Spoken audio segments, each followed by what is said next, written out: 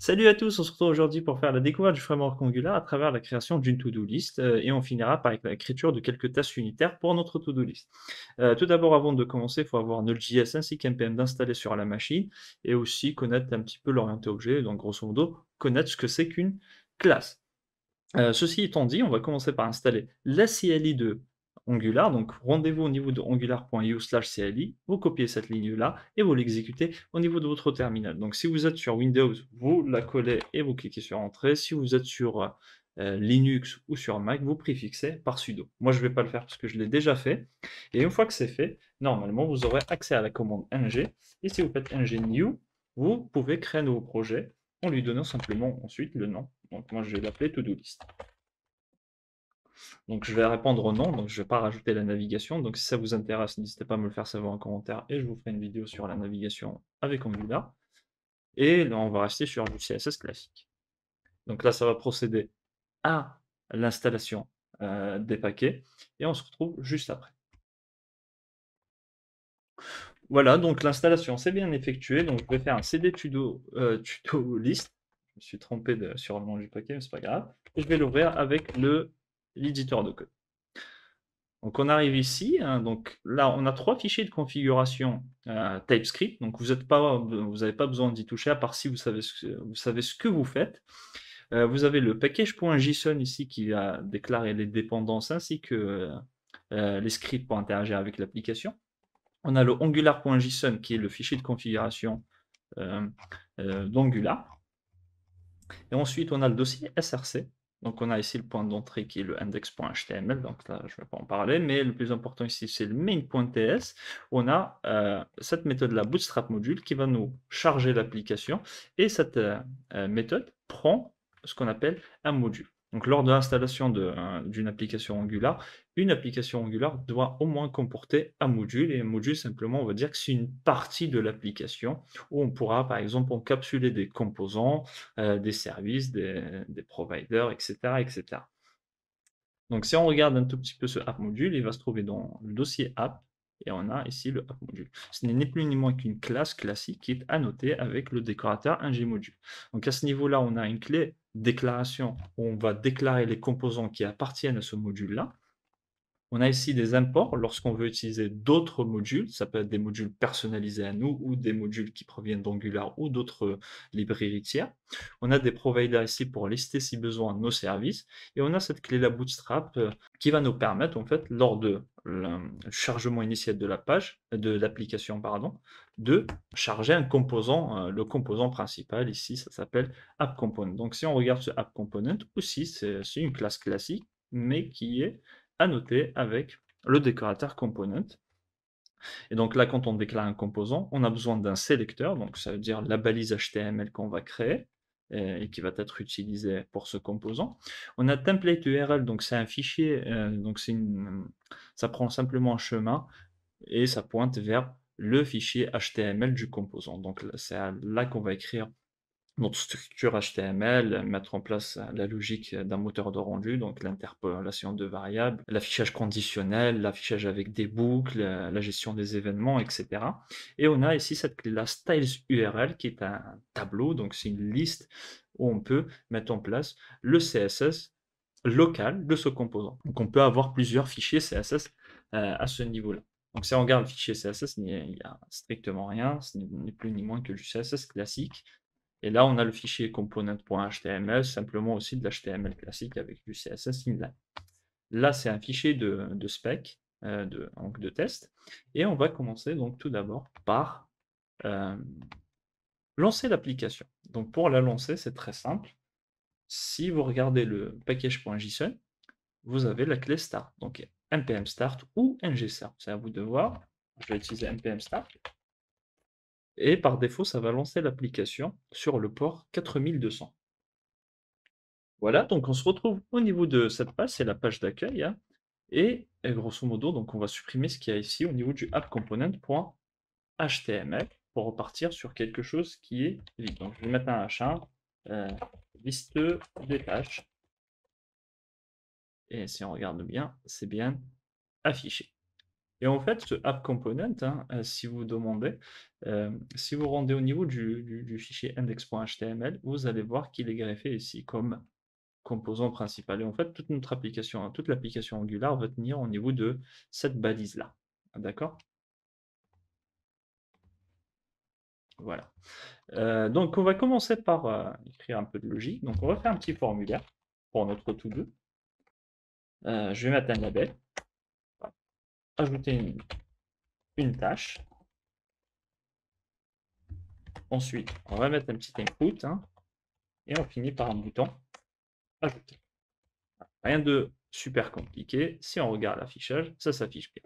Maintenant, si on veut mettre du style, comme je vous l'ai dit, hein, donc il faut juste regarder ce app component. Donc le style, il est déclaré, on peut le mettre ici, donc au niveau de appcomponent.css. Donc si je fais un petit coup de forme, hop, je mets background color par exemple à du rouge, voilà, le CSS va s'appliquer.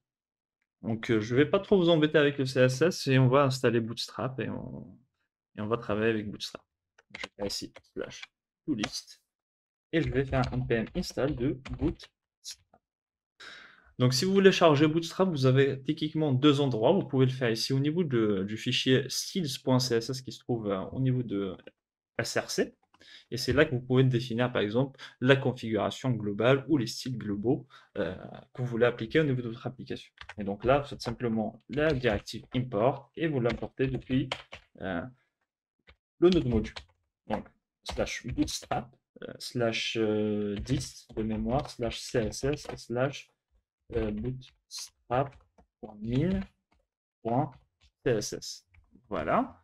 Et grosso modo, je vais retirer ça. Et normalement, si je fais quelques classes CSS, il y a quelques classes Bootstrap, donc par exemple W-50 et M-auto, normalement, le CSS devrait être chargé. Et on voit que là, le Bootstrap s'applique. D'ailleurs, je vais rajouter une classe ici, forme-contrôle.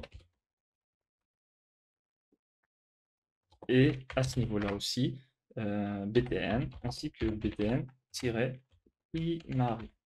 Voilà. Donc, vous avez aussi une deuxième façon de charger le CSS. Au lieu de faire la directive import ici, vous pouvez prendre cette URL-là, comme ça. Vous allez au niveau du angular.json et vous allez trouver une clé ici, qui est un tableau. Vous rajoutez une petite virgule et vous collez le truc là. OK? Bien évidemment, entre guillemets. Et vous relancez l'application pour que ça soit pris en compte parce que le Watcher ne surveille pas ce fichier de configuration. Voilà. Et vous faites une des deux. Non, vous ne faites pas les deux, ça ne sert à rien. Donc moi, je vais rester sur la partie, sur la première, hein, mais ça n'a pas vraiment d'importance à ce niveau-là. Et donc, si on regarde bien, on voit que le style, bien évidemment, s'applique. Donc, qu'est-ce qu'on a besoin au niveau d'une to-do list? Tout d'abord, il faut pouvoir afficher la to-do list, pouvoir en ajouter, modifier une to-do list et pouvoir aussi en supprimer. Donc, c'est au niveau du app component qu'on va définir en fait la logique qui concerne notre composant. Donc là, par exemple, je vais faire donc ça je vais le supprimer. Je vais faire je vais créer un tableau de to-do, hein. Donc je vais le mettre en privé, to-do. Et pour l'instant, je vais dire que c'est un tableau. Et d'ailleurs, je me dis, hop, on va se faire une petite interface. Donc je vais l'appeler todo.ts. Comme ça nous permettra de décrire la structure de notre to-do. Donc là, on va exporter une interface. On va l'appeler to-do. Et disons que notre to-do, on aura un identifiant qui sera un nombre. Hein. On aura le contenu, qui sera ici une chaîne de caractères. On aura la propriété done pour savoir si la tâche a été complétée ou pas. Donc, ce sera un booléen. Et on aura aussi le created at qui sera simplement une date de création. Donc là, je vais mettre simplement date. Voilà. Donc, je vais venir au niveau de mon composant. Et là, je vais dire simplement que c'est un tableau de to-do. Qu'importe mon interface. Et je vais dire comme ça. C'est un tableau de to-do. Et je vais mettre comme ça parce que je vais faire un getter. Donc, rapidement, on va se créer quelques to-do ici. Donc, on va faire un ID, par exemple, la 1. Le contenu, ça va être, par exemple, apprendre HTML, donne, on va dire ça à tout, donc c'est fait, et puis la date de création, on va dire simplement que c'est une nouvelle date. Voilà. Et on va en rajouter une deuxième. Tac.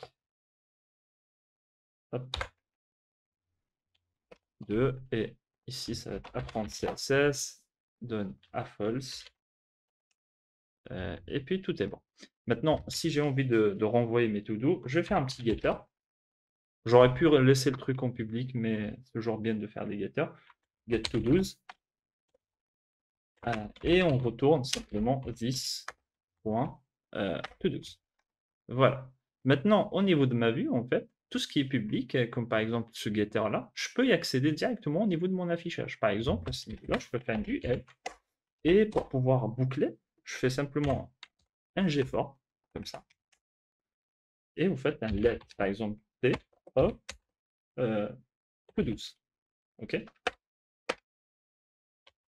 Voilà. Donc là, je référence directement au getter.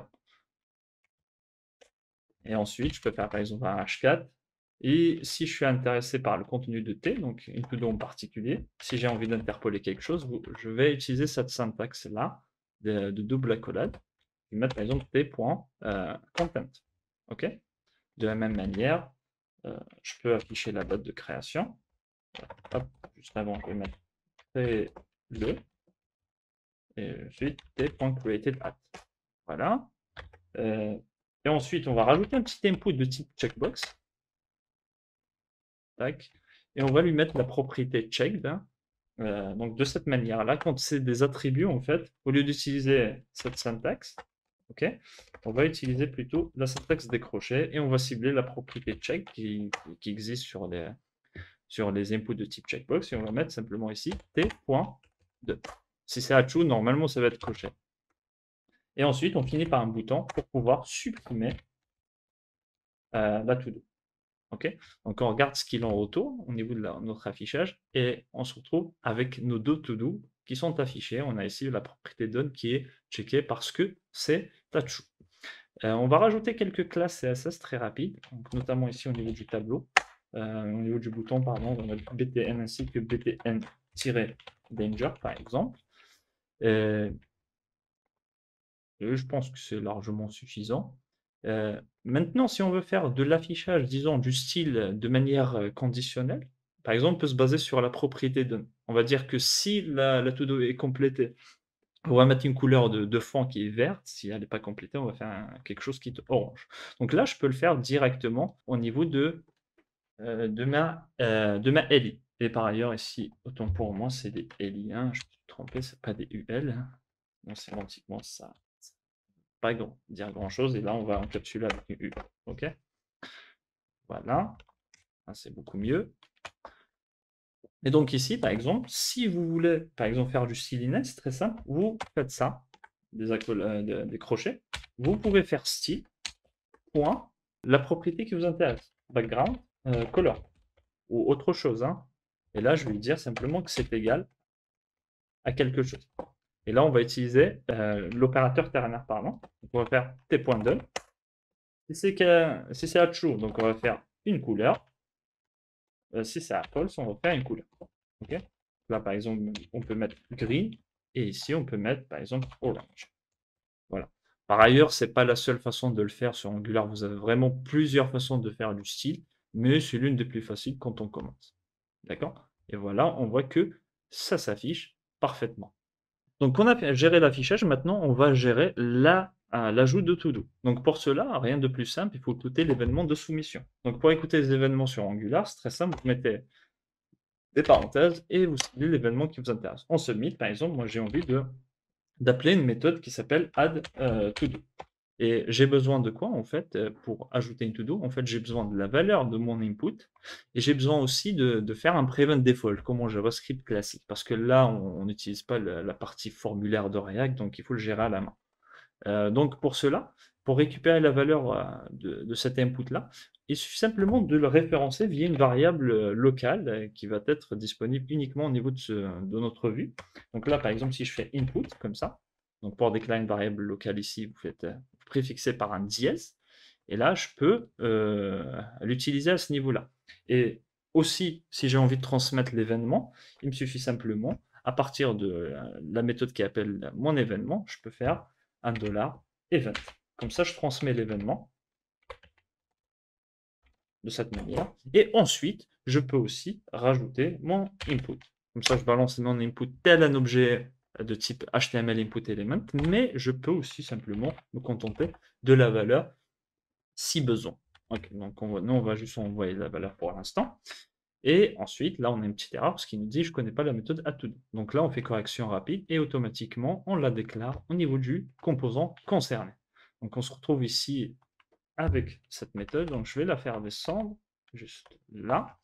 Ça, je vais le renommer simplement event classique. Et là, je vais dire c'est le content. Voilà. Première des choses, je ne m'embête pas, je vais faire un event.preventDefault. Et ensuite, je vais créer ma nouvelle to-do. Donc là, je fais this.todos.push et je vais rajouter une nouvelle to-do. Donc là, l'id, on va le faire de manière incrémentale. Donc this.todos.length plus 1. Pour le contenu, donc on va se baser sur le contenu qu'on a reçu depuis notre input. Pour la propriété done, donc toutes les nouvelles to-do seront en false par défaut. Et puis, pour le created at, simplement, c'est une nouvelle date. Donc, on fait simplement un new date. Voilà. Maintenant, si on exécute, si on essaye d'ajouter une nouvelle to-do, hein, par exemple, prendre JS, j'ajoute, tac, et on voit que ça se rajoute automatiquement. Par ailleurs, ici, au niveau de votre vue, je ne vais pas l'aborder vraiment en détail, mais vous avez ce qu'on appelle comme ça des pipes. Par exemple, si vous mettez à ce niveau-là une barre verticale, donc vous avez des pipes comme par exemple uppercase ou quelque chose comme ça, pour faire des transformations directement au niveau de vos chaînes de caractères. Vous voyez que maintenant ça passe en majuscule.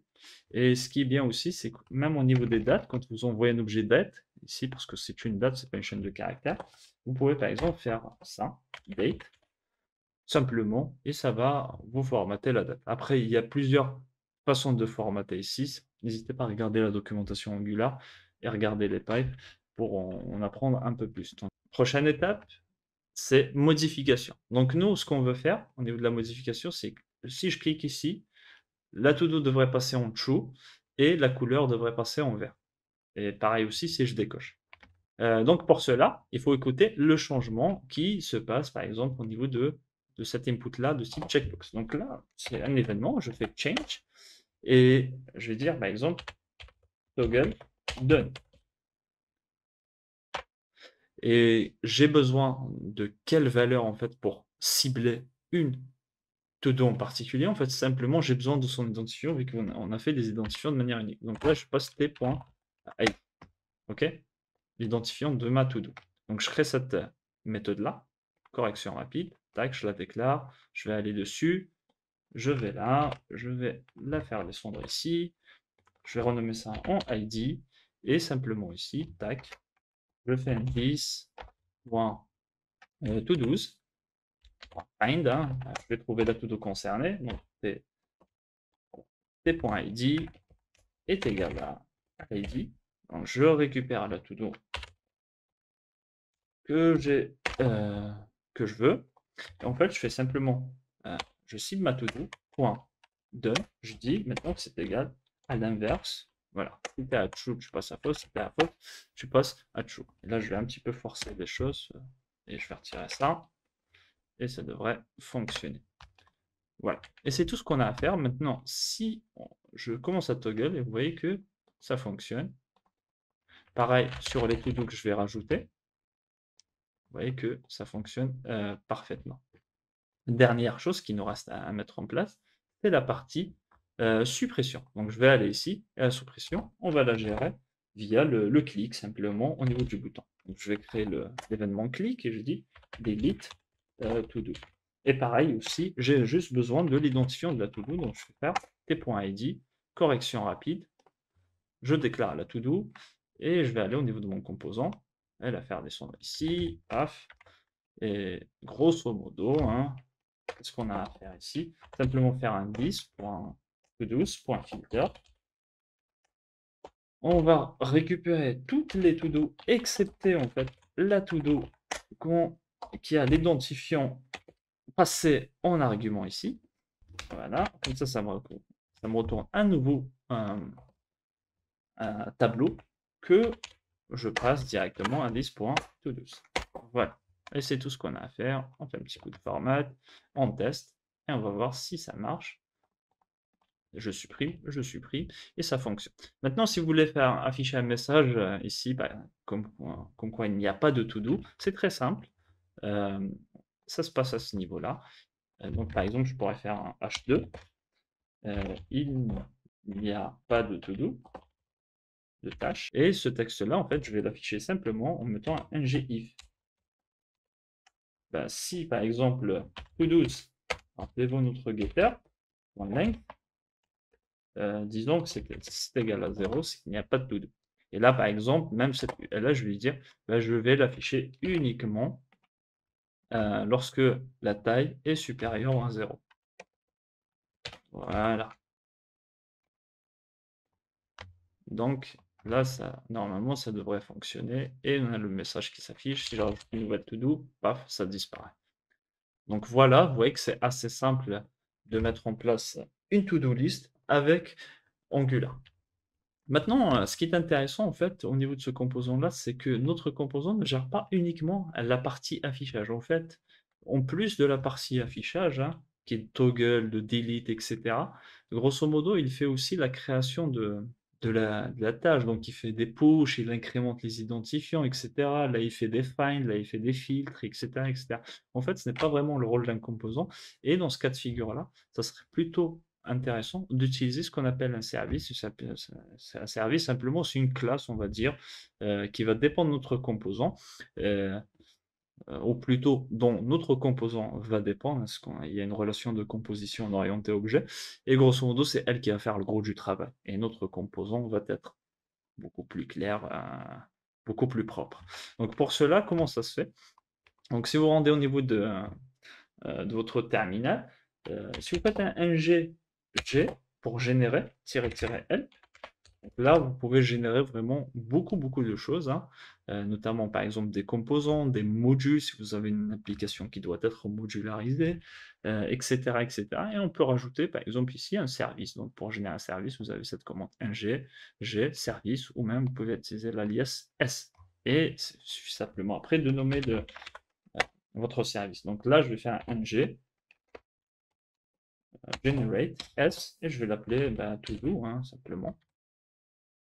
Et là, grosso modo, il va me générer deux nouveaux fichiers, donc à savoir le to-do service, qui est une classe, mais qui est là, décoré avec le décorateur injectable. Donc, si on en a besoin, elle peut être injectée de manière via l'injecteur de dépendance d'Angular.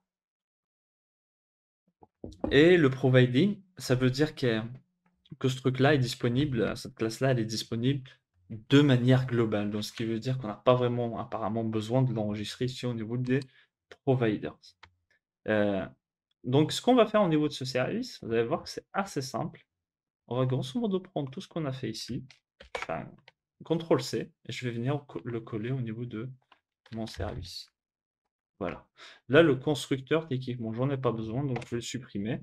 Et ici, je vais faire correction rapide et importer l'interface todo. Et c'est tout ce qu'on a à faire vraiment à ce niveau-là. Je vais revenir au niveau de mon composant. Et en fait, mon service, je vais l'injecter ici. Donc, je vais lui dire que maintenant, mon app component va dépendre de mon service. Et l'injection va se faire de manière dynamique. Donc, c'est pas à nous de le faire de manière à la main en faisant un new app service, mais on va laisser Angular le gérer. Ça se passe simplement via le constructeur. Donc, on va faire un private read only, app plutôt to-do service, et donc ça sera de type to-do service. Voilà. Et c'est tout ce qu'on a à faire. Maintenant, au niveau de add to-do, je vais supprimer toute la logique. Je vais juste laisser le corps de la méthode, et je vais faire un 10 to-do service add to-do. Je lui passe l'événement et je lui passe le contenu. Voilà, et c'est tout. Ici, je supprime ça, je fais un this point, donc de service point toggle done et je passe l'identifiant. Pareil ici, je supprime ça, this point to service point delete to et je passe l'identifiant. Et là, je retourne simplement, je vais supprimer ça, this point service point to voilà. Et on a fini, donc on supprime ça, on n'a plus besoin. Et là, on garde notre composant très propre. Et en fait, notre composant va servir simplement, grosso modo, d'intermédiaire. Donc, on voit que là, techniquement, ça fonctionne. Hein. Il n'y a rien qui change hein, en termes de logique. En fait, on a juste déplacé la logique vers une classe qui s'appelle service. Et ensuite, on l'a injecté ici via le constructeur. Alors, donc là, on a fini et on va écrire quelques tests unitaires. Donc, on va écrire des tests pour notre service pour tester notre logique. Donc là, si on se rend au niveau de todo service.spec.ts, on voit qu'il y a déjà la petite configuration de base qui fait plaisir. Donc, on n'a pas besoin de la retenir par cœur à chaque fois. Et là, on nous déclare une variable qui s'appelle service. Moi, je vais la renommer en todo. Ça ne marche pas. Voilà, todo service. Ainsi qu'ici, voilà. Donc, ce test-là, on va le supprimer. Voilà. Donc, ce qui est fait ici, c'est que simplement, ça va nous créer un module de test, ça va le configurer. Et au niveau de notre variable qui attend donc une instance de type toDoService, ça va être injecté directement via cette méthode-là. Inject, il va injecter le service concerné. Maintenant, nous, ce qu'on va tester, c'est simplement les méthodes qu'on a écrites ici. Donc, on a une méthode pour addToDo, toggle todo, delete todo, et pour récupérer les toDos. Donc, on va commencer par la addToDo. On va mettre should add todo. Donc là, j'ai besoin de quoi en fait? Tout simplement, dans un premier temps, j'ai besoin de compter la taille de mon tableau avant d'ajouter la todo. Par exemple, je vais mettre un constraint est égal donc à todo service point length. D'accord? Comme ça, je la garde au chaud. Ensuite, je vais appeler, donc je fais un todo service simplement, point add todo. Et quand je vais ajouter une to-do, là je suis un petit peu embêté parce qu'il me demande le submit event. Comment je vais faire pour lui balancer un submit event? Je n'ai pas de formulaire sous la main, mais en fait, simplement, ce qu'il faut savoir, c'est que l'événement, c'est simplement un objet. Et add to-do, pour fonctionner, a juste besoin du prevent default. Donc moi, je vais simuler en fait le prevent default. Donc là, je vais créer une variable, je vais appeler submit event. Je dis c'est égal à un objet. Sauf que là, l'objet, je vais dire as submit event. Voilà. Comme ça, je vais le typer. Et là, j'ai de l'autocomplétion. Et si je fais prevent default, il me le propose. Et là, je dis simplement que c'est une sorte de fonction qui fait strictement rien. Voilà. Et je le passe ici. Et c'est tout ce que j'ai à faire en vrai. Et ensuite, pour le contenu, donc on va se créer une variable content, constante. Hop, content. On va dire simplement test to do. Et je lui passe en fait la to do de test. Voilà. Comme ça, ma fonction est contente. Et ensuite, après, je vais en fait vérifier les résultats. En expect, je m'attends à ce que le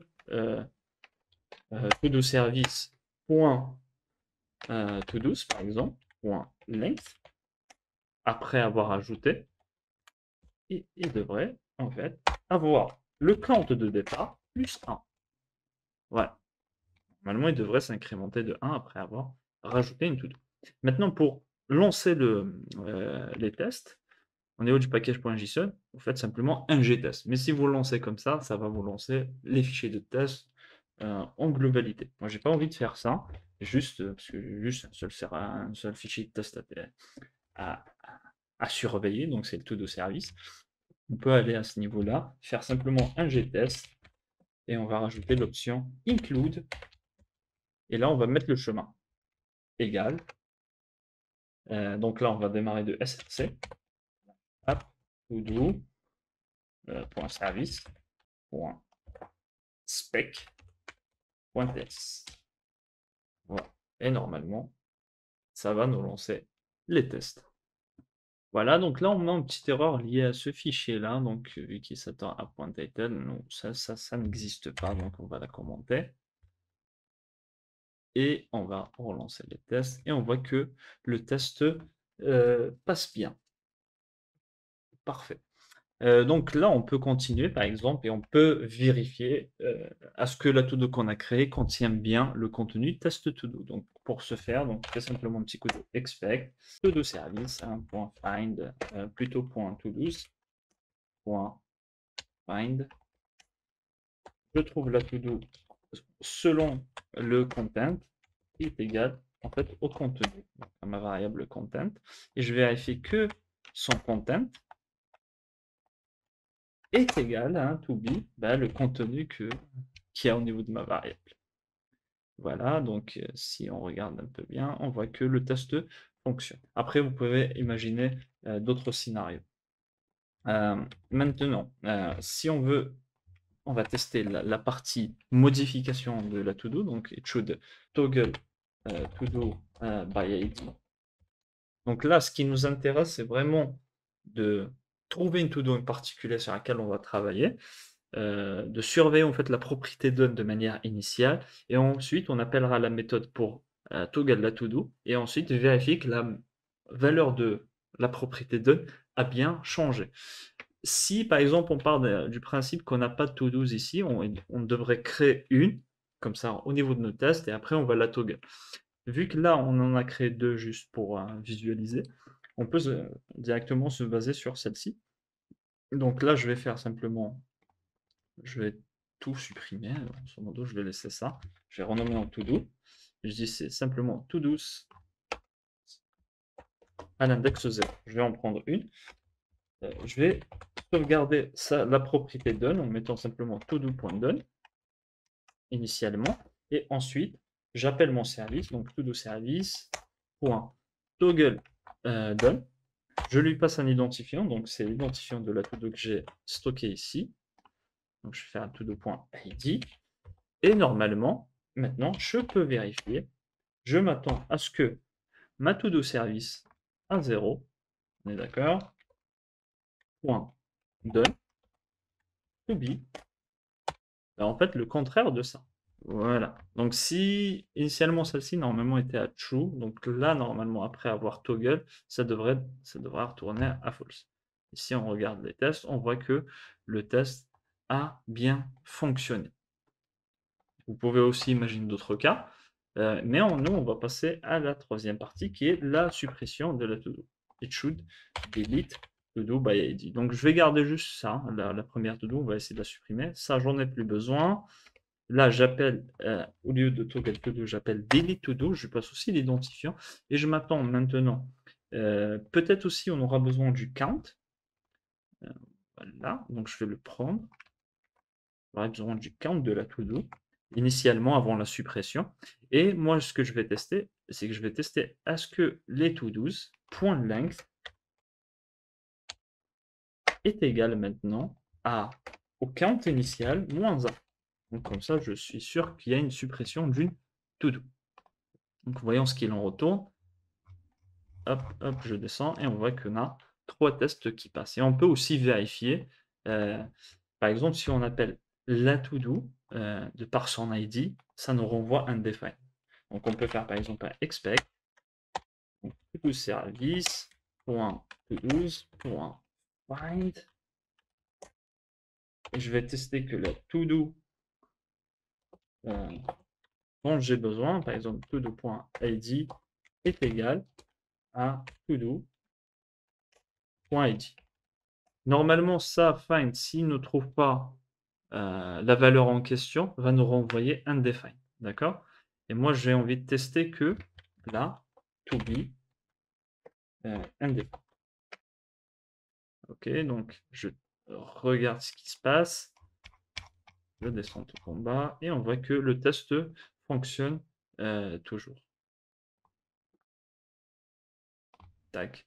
Par ailleurs, ici, normalement, au niveau des méthodes de test, normalement, on a to be undefined, hein, si je dis pas de bêtises. Voilà. Et c'est Et vous voyez que ça fonctionne toujours. Donc on a 3 tests qui passent. Dernier test, on va dire simplement it should return an array of to-dos. Là, techniquement, qu'est-ce qu'on a? On a besoin simplement de faire this.todos, comme ça. Vu que c'est un getter, donc on n'a pas besoin de faire ça, et on va stocker la valeur de retour ici, todos. Et on peut simplement faire expect. Par ailleurs, ici, on va utiliser directement array, la méthode array pour isArray. Donc de todos, to be true. Voilà. Et si on regarde, on voit que le 4e test passe. Donc voilà un petit peu pour cette vidéo d'introduction sur Angular. J'espère qu'elle vous aura plu. Vous voyez que c'est pas si compliqué que ça de faire une application, donc une sorte de to-do list, même si là, c'était pas très poussé. Donc j'espère que le contenu vous plaît. N'hésitez pas à vous abonner à la chaîne. Et je vous dis à très bientôt. Ciao, ciao.